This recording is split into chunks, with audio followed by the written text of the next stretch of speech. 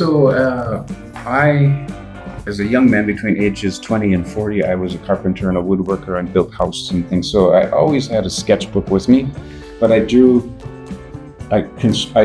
really draw or paint anything other than maybe a piece of wood or furniture that I was working on. I did those kinds of sketches. When I turned 39, I decided to go back to university and finish my bachelor's degree. And at age 39, I learned about Paul Gauguin. I knew nothing about art, but I learned about Paul Gauguin, and I look at these two paintings. You see, those are Gauguin paintings. Oh, yeah. And those two are. And those were the very first paintings that I did, being inspired by Gauguin.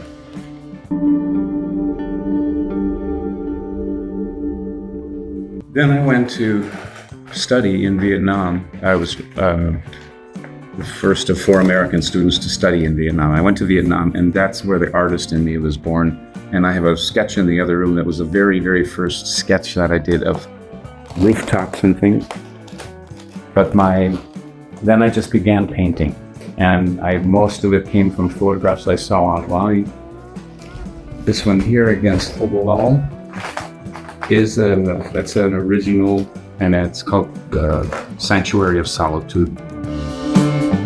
But that was painted a long, long time ago, probably 35 years ago.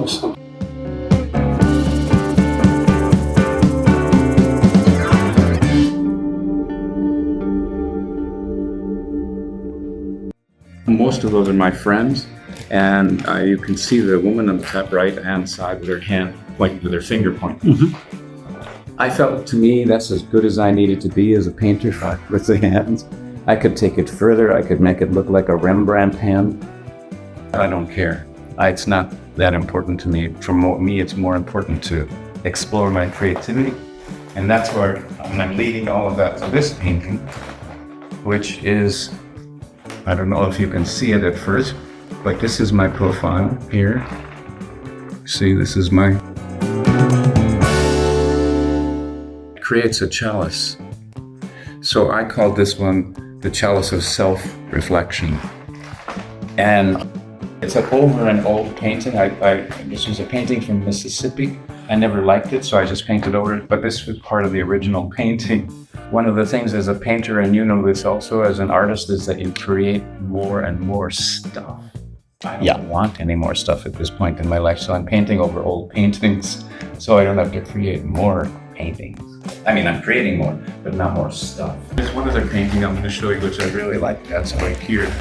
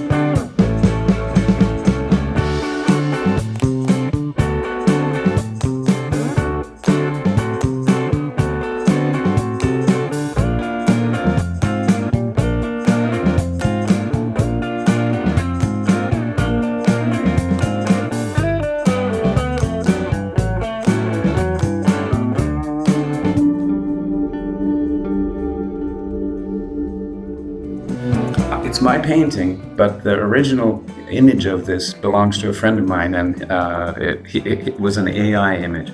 I had just downloaded a picture that looked like this, and then I saw his painting, his AI painting, and I decided I was going to paint his AI painting, make a real painting from an AI painting. And sum up those up on top, those three, they're all little fantasies from my travels, and I would do things like this, especially this one, things that make no sense spatially. Faces, that wasn't important to me at that particular time. I could take that one so much further too, but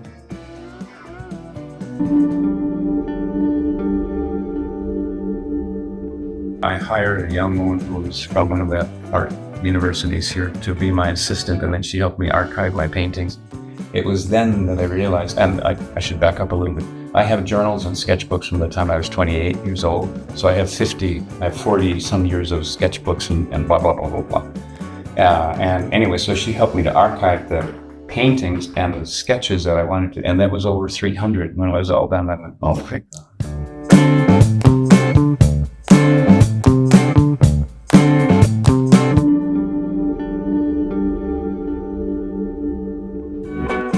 Here's one more self-reflection. This, a friend of mine, when I first moved here, I'd been here a few years, and I was walking down the street, and I met her and her husband, and she said, John, the painter, meet Sergio, the sculptor.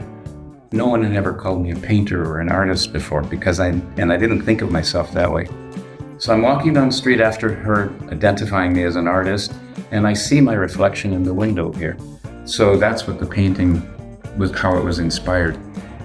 And the reflection in the window reminded me of somebody, but I couldn't figure out who it was. Of course, it was my face, but it reminded me of something that turned out it reminded me of a Rembrandt self-portrait because of the hair and the hat. Right. You have so many. So then I went home and I started working on this thing, and I don't know why I painted the clouds on the bottom. I have no idea. Anyway, this is a scene from the backyard of some friends in the United States. This little guy came from a postcard that I bought in 1981 in Oregon.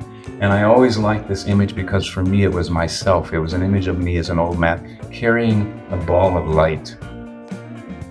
So it's my present, my past is the background, and my future.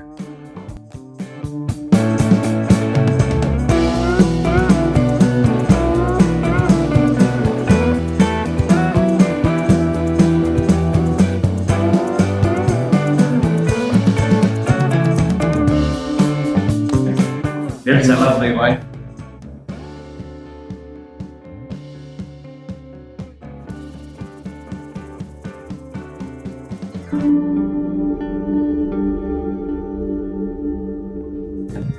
So I'm 100% sure that I painted this painting. This is Hanoi, a lake in the center. Lake, I know, yeah. It's called Po Hoan Kim is the name of the lake, with this pagoda in the center. I painted this painting, and from what my memory, I painted it from a newspaper clipping. I thought it was something I took out of the New York Times. Once we'd shipped our belongings here to Budapest, it included all of my old photographs and things, and I pulled out a box, and here was a picture of this painting, of the image, of the photograph. So I don't know where I got the thing from, if it came from my head or from the New York Times. I really don't know, but that painting is, again, this is Vietnam, and that's where my painter was born.